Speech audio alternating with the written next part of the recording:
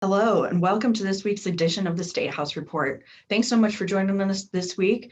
As always, we're going to talk about a number of bills, and let's get right to it. I'll go ahead and get started with my bills that I want to get on your radar for this week.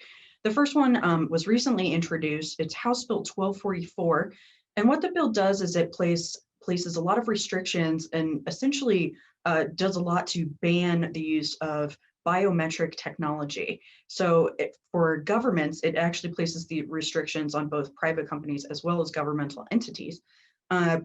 Practically, as I read the bill right now, what that really means is that there would be a ban or severe restrictions on the use of biometric facial recognition, particularly used by law enforcement. We've got some concerns with the bill as introduced. Certainly with the restrictions that I just talked about, but particularly with language in the bill that creates a private right of action for an individual to receive attorney's fees and damages from a governmental entity if they believe that entity has not followed the law. We generally oppose bills that create additional liability, and this one is no different. So we have listed this one as an opposed bill. The next bill I want to talk about is also in the criminal justice realm. It's a Senate Bill 182. This has to do with school discipline. It's really focused on changing the way discipline is dealt with in schools, of course, and the relationship between school resource officers and students. It places a number of restrictions on officers and specifically school resource officers, I should say. In addition, and perhaps most concerning to the league, the bill lists a number of crimes, including municipal ordinance offenses, municipal ordinance violations, I should say, that are actually not eligible for arrest if they occur on school property. We've got some concerns of essentially providing immunity for certain crimes just because of the location that they happen that they happen or occur on. We think that sets a bad precedent and one that locals should be able to determine. So right now we are opposed to that legislation. The next bill I want to talk about is Senate Bill 197. This is also a recently introduced bill, and it has to do with workers' compensation. Currently, many employers have our own workers' compensation doctors that we utilize. What this legislation does is it allows the employee to choose their own doctor. Upon initial reading, we do have some concerns that it unlevels the playing field for employers, and so we have currently listed that as an opposed bill as well. Finally, I do want to provide an update on Senate Bill 62, which is jail depopulation, or I should say actually jail population management tools. This is a bill that creates new arrest standards on certain crimes, as well as creates different standards for monetary bond should someone fail to appear. CML was directed earlier in the last few months to seek amendments to improve the bill, and we did do that and subsequently dropped our opposition. The reason I'm providing a new report is that we did have, certainly there are still some concerns among our membership about the bill, and so the board did meet to reevaluate CML's position. Ultimately, the board decided that CML would remain formerly opposed, which means we have removed our opposition. However, I have been directed to seek additional amendments, particularly seeking an exemption in the arrest language to allow for arrests for offenses involving deadly weapons. So that's my update this week, and I'll go ahead and kick it to the next lobbyist. Hi, everybody. Bill Clearing here, and today I will be providing you updates on 4 bills.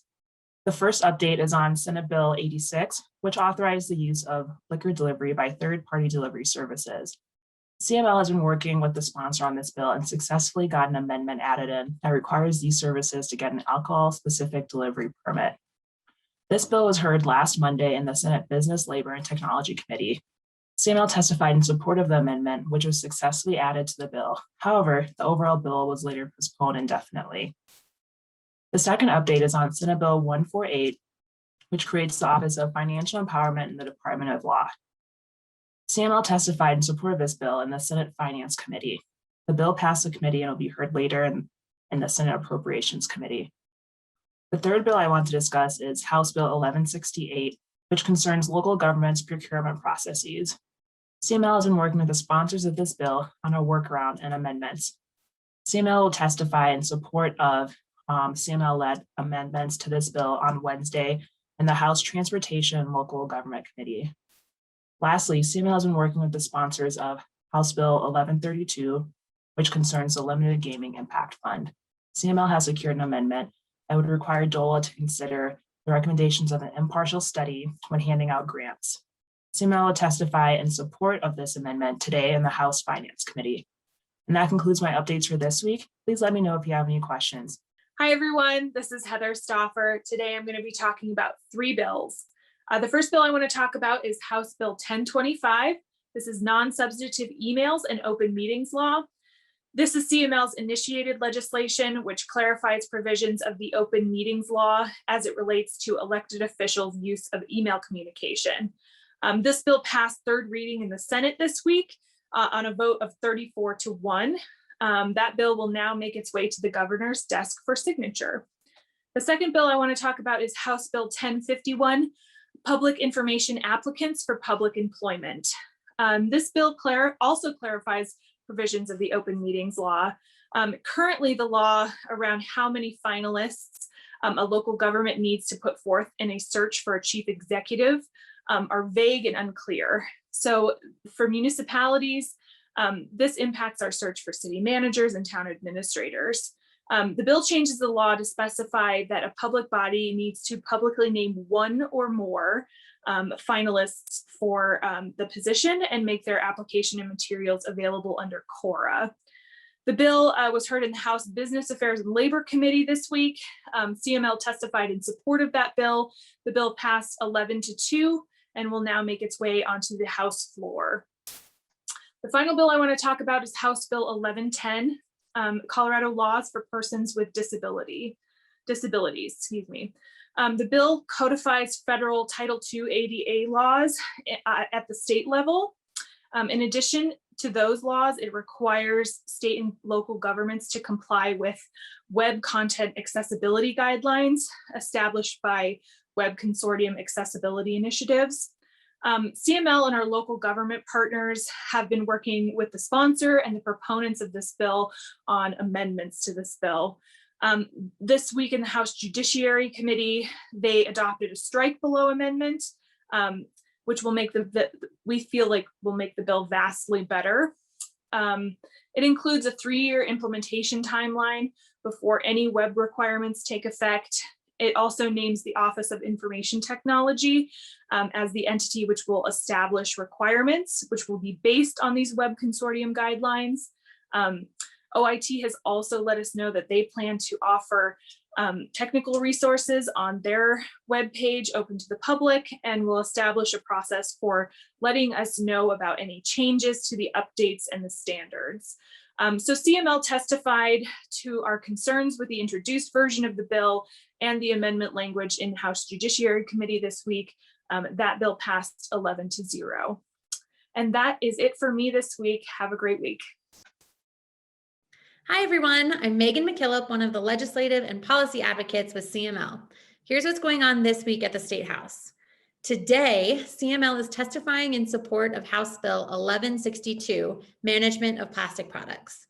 This bill creates a statewide ban on plastic bags and styrofoam. The current bill also repeals an outdated law that preempts local governments from passing laws that curb the use of plastic products. The bill is being heard in the House Finance Committee today, and CML supports this bill in its current form with the repeal of the local government preemption. Next, I want to talk about House Bill 1235, Regulation of Fireworks. This bill, being run by Representative Shannon Bird, makes it more difficult for licensed retailers to sell fireworks that are prohibited in Colorado. Basically, anything that explodes or leaves the ground is illegal for consumer use in Colorado, and this bill would help stop some of the purchase and use of illegal fireworks in our state. CML is testifying in support of this bill in the House Transportation and Local Government Committee on Wednesday of this week. Next up is House Bill 1236, which is a bill being brought to us by the Joint Technology Committee. The bill creates the Colorado Cybersecurity Council and directs the council to develop a statewide cybersecurity approach, which includes reviewing the need to conduct risk assessments of local government systems and providing additional cybersecurity service to local governments. CML is testifying in support of this bill in the State Civic, Veteran, and Military Affairs Committee on Thursday, April 1st. Last on my list is Senate Bill 60, which makes changes to the Broadband Deployment Board and seeks to expand broadband service to critically unserved areas throughout the state.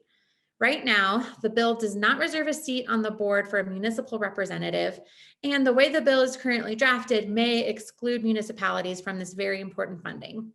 The bill is before the Senate Business, Labor, and Technology Committee, and CML is supportive of this bill if it's amended to allow municipalities to qualify for grant funding to expand broadband service, and if it reserves a seat on the board for a municipal representative. That's all for me, and please feel free to reach out to me with any questions. Thanks again for joining us this week. As always, if you have any questions, please feel free to contact me, and we'll see you next week. Thanks.